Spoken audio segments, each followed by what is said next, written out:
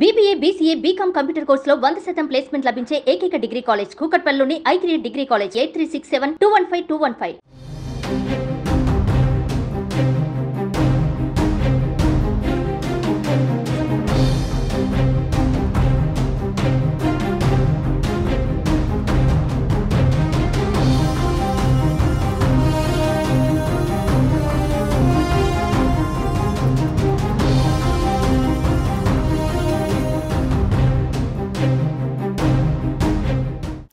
కేంద్ర బడ్జెట్కు సమయం దగ్గర పడింది. బడ్జెట్ సన్నద్ధత తుది దశకు చేరినందున ఆర్థిక మంత్రి నిర్మలా సీతారామన్ హల్వా వేడుక నిర్వహించారు.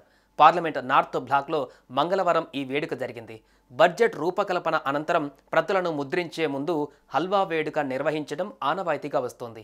దీంతో ఈ ఏడాది కూడా బడ్జెట్ ప్రక్రియలో పాల్గొన్న అధికారులు సిబ్బందితో కలిసి ఆర్థిక మంత్రి హల్వా వేడుక నిర్వహించారు. కడాయిలో తయారు చేసిన హల్వాను ఆర్థిక శాఖ సిబ్బందికి పంపిణీ చేశారు. హల్వా వేడుకలో ఆర్థిక శాఖ సహాయ మంత్రి Pankaj Chaudhary, finance ministry secretary T V Somanathan, ఆర్థిక వ్యవహారాల సెక్రటరీ అజయ్ సేత్, ఆర్థిక సేవల కార్యదర్శి వివేక్ జోషి పాల్గొన్నారు. ఈ వేడుకలకు హాజరైన ఉన్నతాధికారులు సిబ్బందికి ఆర్థిక మంత్రి నిర్మలా సీతారామన్ స్వయంగా హల్వా వడ్డించారు.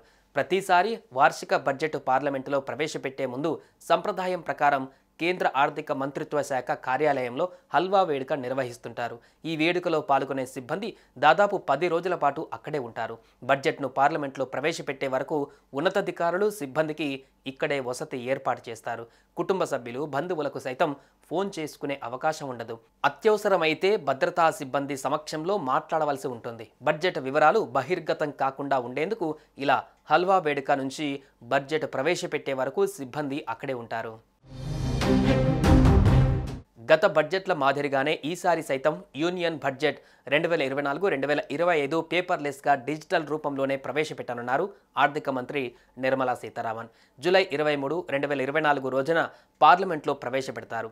2022-2023 బడ్జెట్ సందర్భంగా పద్దు వివరాలను ప్రజలకు అందుబాటులో ఉంచేందుకు కేంద్రం మొబైల్ యాప్ తీసుకువచ్చింది. ఈ యాప్ ద్వారా బడ్జెట్ పూర్తి వివరాలు తెలుసుకోవచ్చు. ఇప్పటి వరకు ప్రవేశపెట్టిన బడ్జెట్లు, గ్రాంట్లు, ఫైనాన్స్ బిల్స్ వంటివన్నీ అందులో ఉంటాయి. ప్రధాని నరేంద్ర మోదీ నేతృత్వంలోని ఎన్డీఏ కూటమి వరుసగా 3వసారి అధికారంలోకి వచ్చిన తర్వాత ప్రవేశపెడుతున్న తొలి బడ్జెట్ ఇది. ఎన్నికలకు ముందు ఫిబ్రవరిలో కేంద్రం మధ్యంతర బడ్జెట్ ప్రవేశపెట్టింది. ఇప్పుడు పూర్తి స్థాయి బడ్జెట్ను సమర్పించనుంది. ఈసారి బడ్జెట్లో ఉపాధి కల్పన, స్థూల ఆర్థిక స్థిరత్వంపై కేంద్రం ప్రధానంగా దృష్టి సారించే అవకాశం ఉంది. అయితే ఎన్డీఏ మిత్రపక్షాలైన టీడీపీ, జేడీయూలు కేంద్రం ముందు ఇప్పటికే పలు డిమాండ్లు ఉంచినట్లుగా తెలుస్తోంది. దీంతో బడ్జెట్ కేటాయింపులు ఎలా ఉంటాయా అని చర్చ జరుగుతోంది. గతంలో 2 సార్లు బీజేపీ స్పష్టమైన మెజారిటీతో అధికారంలోకి వచ్చింది. 272 మెజారిటీ మార్కును దాటి సీట్లు కైవసం చేసుకుంది.